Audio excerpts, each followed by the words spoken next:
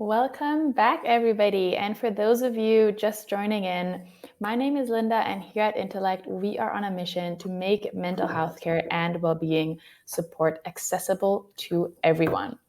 Our next session is on a very important topic: fill your own cup, self-care and support for caregivers. First, let's address what inspired today's session. The big question is, who cares for caregivers?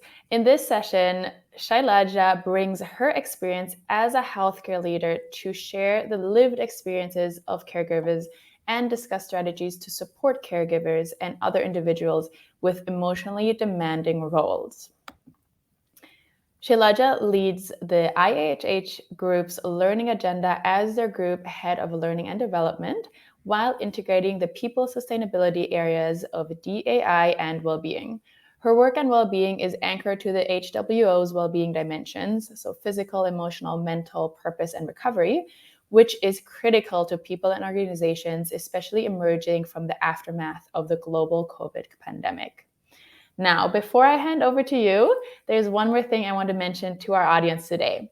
While you're watching this great presentation, you have 3 ways to interact with our speaker. Number 1, you could use the reactions below to send a quick instant reaction of what is said, maybe a thumbs up or a heart or something. We also want to encourage you to jot down any thoughts or comments in the comment section to your right. And lastly, most importantly, please use the Q&A section on your right side throughout the session. So just write down any questions that you might have there. And at the end, I'll make sure to address these with our speaker today. Thank you so much. That's all from my side. Over to you, Shailaja. Thank you so much, Linda and Intellect, for having me here. I think it's terrific what you guys are doing. This is such an important topic to be discussing. So let's start a little bit by understanding why today is this particular session important. As a healthcare company working really in 10 markets around the world, operating 80 hospitals with 67,000 people, most of whom are frontline workers, our people really have been in the front lines of the COVID pandemic. And therefore, as I like to say, we are very much a company of caregivers. And we have learned, not just through the COVID pandemic, but all the years that we have been in service in communities around the world, how important it is to look after our own well-being. So I'm going to cover 4 topics in summary. I'm going to talk a little bit about the airplane principle. This is a concept you may have heard earlier, but is certainly worth reiterating.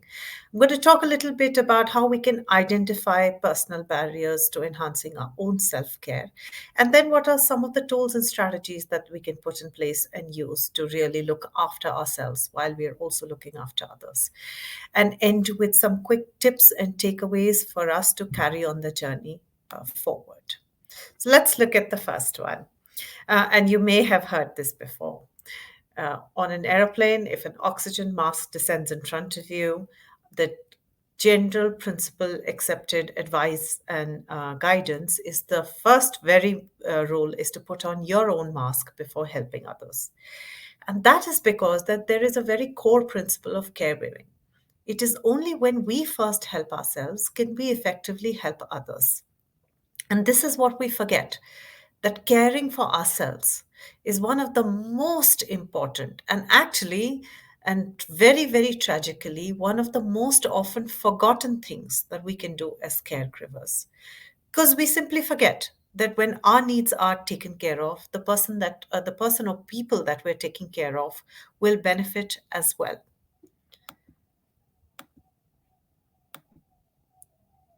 So, let's start off with getting a quick understanding around the room, and please type your responses in chat. Are you a caregiver? Give me an idea of what are the kinds of people you could be looking after: plants, animals, children, elderly parents. What kind of caregiver are you?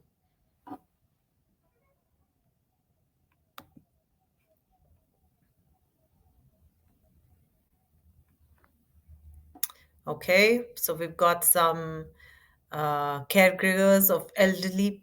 Oh, well, we've got somebody who takes care of plants, pets, and parents. I would call that the 3 PPPs. Caregiver to pet dog, caregiver to somebody with special needs, parents, pets, and family. Wow. So really, a very sickly plant who needs extra love, care, and attention. Absolutely. And here's something that we very often forget. We think caregiving is just taking care of people, but it's really the ecosystem that we're supporting. And therefore, you can see that it's really a combination of caregiving needs that are coming through. Pets require a different kind of care. Plants require another different kind of care. Parents require a different set of caring responsibilities. Friends require, and we have caregiving responsibilities for friends as well. I see a lot of sick plants in there. Maybe in my next session, I'm going to cover a segment only on caregiving for plants. All right, so as you can see, we've got a whole host of caregiving responsibilities. Okay, so what are the barriers that stand in place or that stand in our way of taking care of ourselves? And very often we've seen that taking care of ourselves is a lifelong pattern. We were taught when we were growing up that it's always important to put other people's needs in front of us. It's about being in service of others. It's about not being selfish. It's about being humble. It's sometimes it's simply about saying that if we're looking after our own needs, we're taking away time, effort, attention, or energy, or sometimes even money and resources away from others. Okay.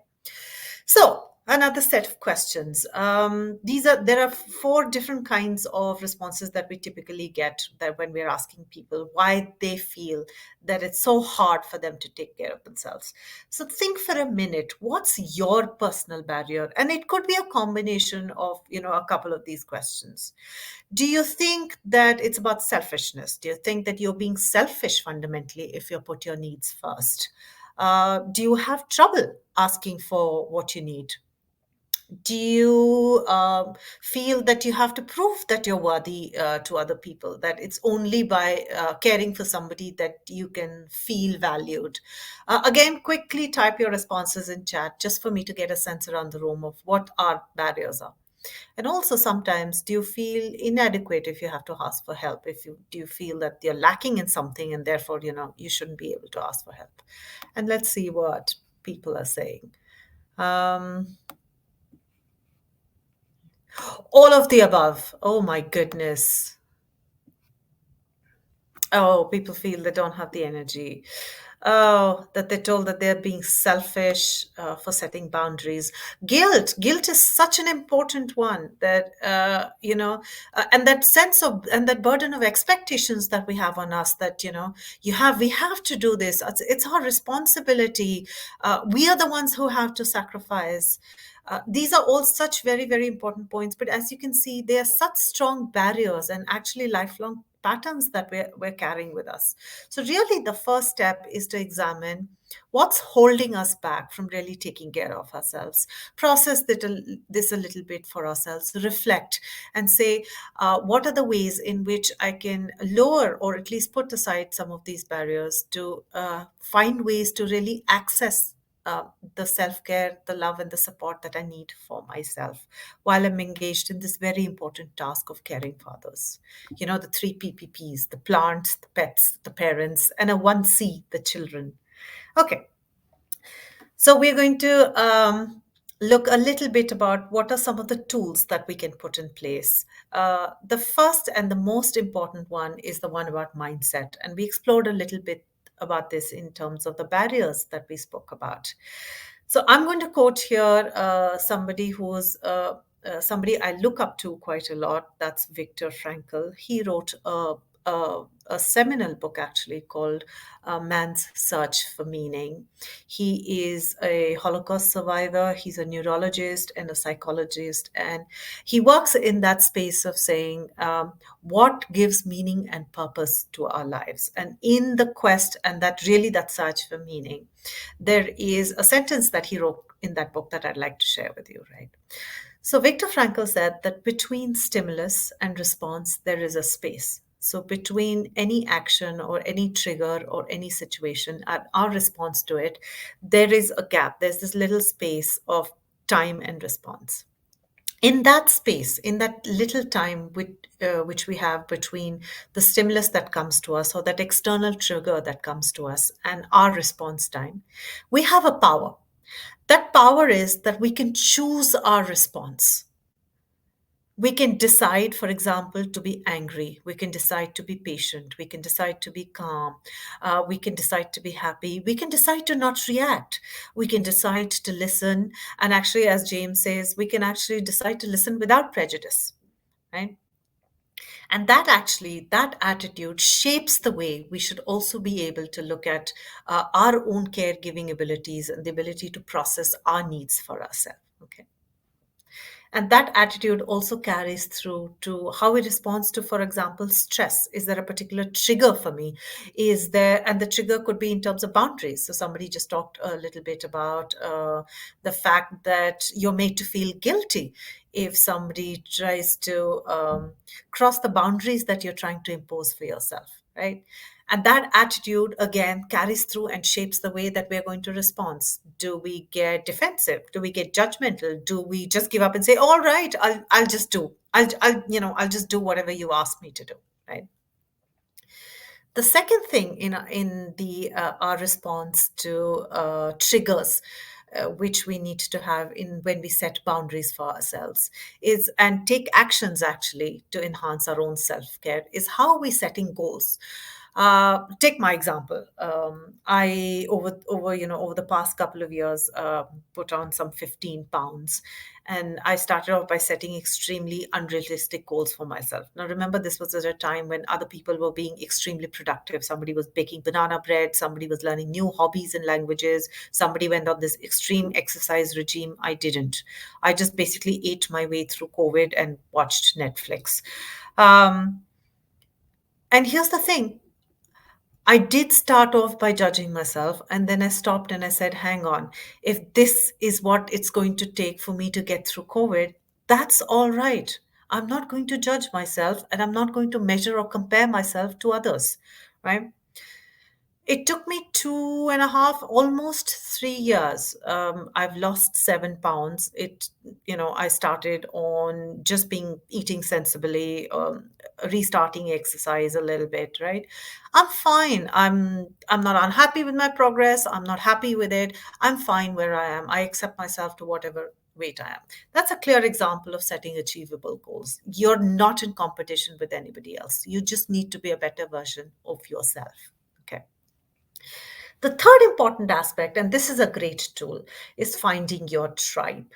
Right. So remember, I talked to you a little bit about the fact that I basically enjoyed ordering takeout food and watching Netflix. So it made me feel really bad when I started trying to hang out virtually with friends who were on this, major exercise and self-improvement regime. Right.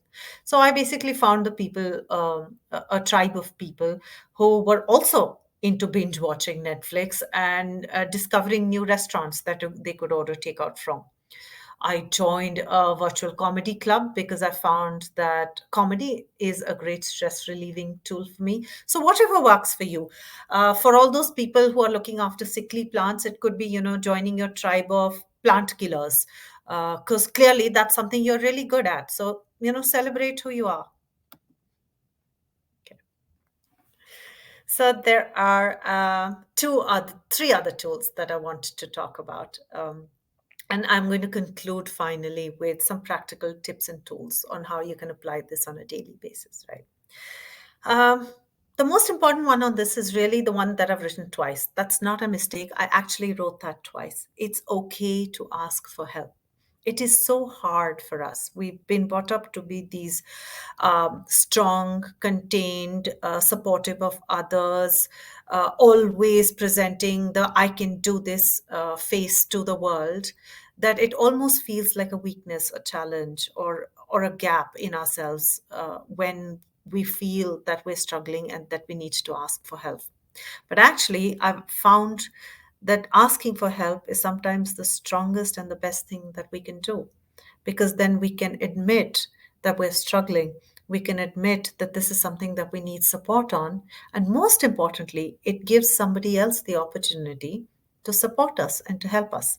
And that creates a bond that is immeasurable in value, because then you've really created an ecosystem of people who can support each other. So the most important thing is, if you haven't been able to ask for help, start small. Pick one little thing. Pick, using the sickly tomato plant example, pick one tomato plant. Don't pick the whole field and say, can somebody help me cure this plant? It really just starts there, right? So if there's anything you remember about today, pick one plant. That's the big message, and ask somebody for help. Okay. Sometimes just a conversation with a friend, or a pal, or somebody who's in the same boat as you doesn't help. You need professional help. There's no shame. I lost five of my family members to COVID in the space of a month and a half during the Delta wave of the COVID variant.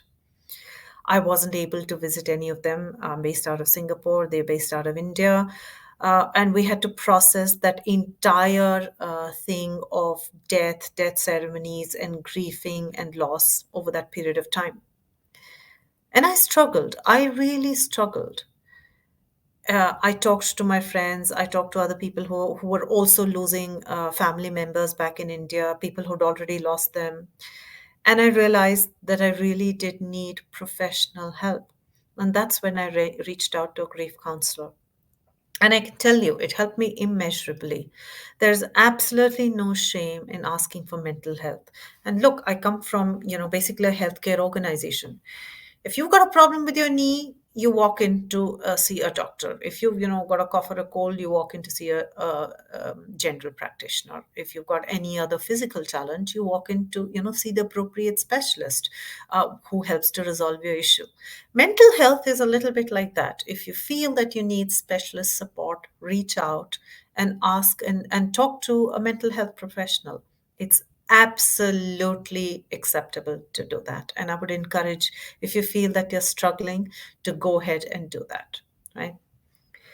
Finally, this is my favorite one, and I popped in there now that I know that the skies have opened and people have been able to take holidays and things like that. But what I really meant to say is, see if you can find ways to take a break from the daily routine of caregiving. If you're a mom, 365 days of the year, 24 by 7, find some time, whether it's an hour, a few hours, or a weekend, where you can just go out and be yourself. If you have elderly parents that you're taking care of, find a way in which you or your friends or your tribe can look after them for a period of time while somebody else gets to take a break. So I've actually coined a new term for it. The way we set up children's play dates, see if you can set up play dates for your parents with other parents, and then you'll be able to get some time off. So find different ways in which you can take a break from caregiving responsibilities. Now, this may or may not involve you taking a holiday, although I certainly do encourage that as well. But the important message here is, see if you can find a way to take care of yourselves by really putting a pause between the work you do as a caregiver, except for the people who are looking after plants. Like, set up a system to water them before you go. The people who are looking after pets, you've got to make sure your pets are fed and watered and taken for walks and stuff like that. So make sure you balance that out. Okay. So that's some of the key messages that I had for all of you. Actually, there's one last one which I said I'd mention. Sometimes it all gets very overwhelming for us.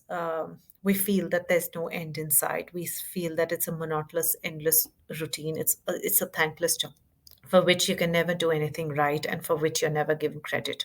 Nobody is handing out awards and Olympic medals for the caregiver of the year, right? I cry my way when it gets very overwhelming for me, when I get extremely, what I say full up is, I pour out the cup a little bit. And I relieve myself of some of these stresses and pressures that I'm carrying. And I've always found that once in a while, if I have a good cry, it just like lightens the mood a little bit for me. And I do have I get re-energized to carry on, right? Now, I'm not recommending this for everyone. I'm just sharing with you what I do. Okay. Whatever helps you let off steam. Okay. So, this is really my last slide. I wanted to leave you with some very practical tips and tools that you can embed in your daily life. These are not significantly different from what some of you may have already been doing, but together they help you to refill your cup regularly. Use stress reduction techniques, yoga or deep breathing or Pilates, whatever. Take care of your own health. Don't ignore that toothache or that knee pain. Get rest and nutrition. Eat junk food once in a while, if that's what gets you going. Exercise, whatever way of exercising that you enjoy. Take time off, and we've talked a little bit about this. Look at activities that you enjoy doing. This could be art or music or drama, or it's Netflix for me, right? So whatever works for you. Ask for help, give help to others, look for professional help if you want it, talk to somebody you trust. um, Acknowledge your feelings. If you're sad, cry about it. If you're stressed, talk to yourself about the fact that you're stressed and tomorrow is going to be a better day, right? But most important, think about the fact that it's your attitude that shapes the way that you're going to drive the rest of your life in terms of caregiving responsibilities. Remember what Viktor Franklin said: between stimulus and response, we have a choice. There is a space. In that space is our choice to shape our attitude. Thank you very much for listening to me today. I believe we have some time for questions and answers. So I'll pass it back to you, Linda. Thank you so much, Shailaja. Thank you for holding this super encouraging session and reminding us all that it's not selfish to focus on our own needs and wants as a caregiver. I really appreciate it. We're now going to take some time to answer questions from the audience, but I just want to fill you in, Shailaja. The chat has been busy. A couple of things that have happened is somebody at NUS is starting a plant killer club. A lot of people have said you should go into stand-up comedy. So we're all very excited about everything you had to say today, and the chat is truly blowing off today. But let's go over to the questions. So we had a lot of questions. You can upvote them. But I think I'll start with this first one. I think this is a really great one to get started with. What is your tip in encouraging someone close to you to ask for help? That's a great question, and I think you're talking about professional help. My ways, and you've seen that I'm very, I'm high. I'm high on self-disclosure. So I talk about how taking professional help for me helped me. Now you may have taken professional help yourself, but you may have known somebody who's taken that. Both of these are great ways to share your own example, be vulnerable, and give people a safe space of saying, well, okay, if so and so's taken professional help, I guess there's no harm. So it just reduces their barrier resistance to taking help just a little bit. I love that. Thank you so much. That's a great question, a great answer to the question.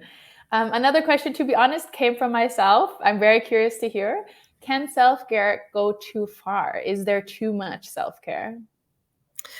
I'm going to flip that around, Linda. Self care can only go too far if caring for others can go too far. If we feel that there's not enough that we can do for others, then there's certainly not enough that we can do for ourselves.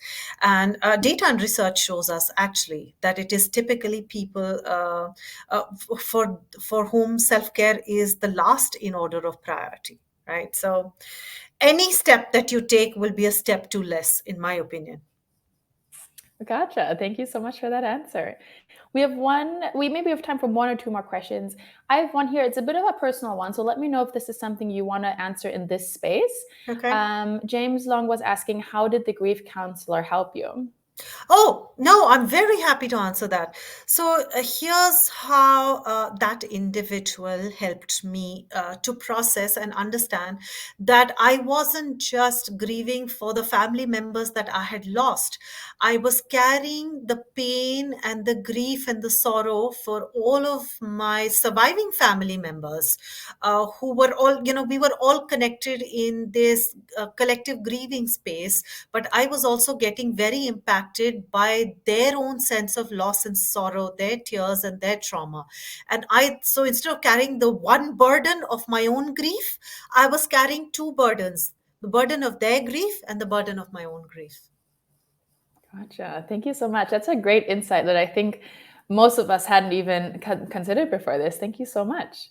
We have time for one more question. It's a bit of a long one, but I think it's quite interesting. From Samantha Tan, agreed. Is it hard to verbalize? It is hard to verbalize, but what I find is harder if the person does not acknowledge there is an issue and lives in denial. In such a case, may I ask what we can do to help the person? Give them love. We all operate with our own barriers and challenges and resistance and ways to resist. Sometimes the best way to help somebody is just to be there with them without judgment or solution giving, actually without even saying a word. If we can hold that space for them, sometimes that's all they need in order to take the next step towards active self-care. So hold without judgment, with love. Wow, thank you so much, Shailaja, for this great session and for answering these questions.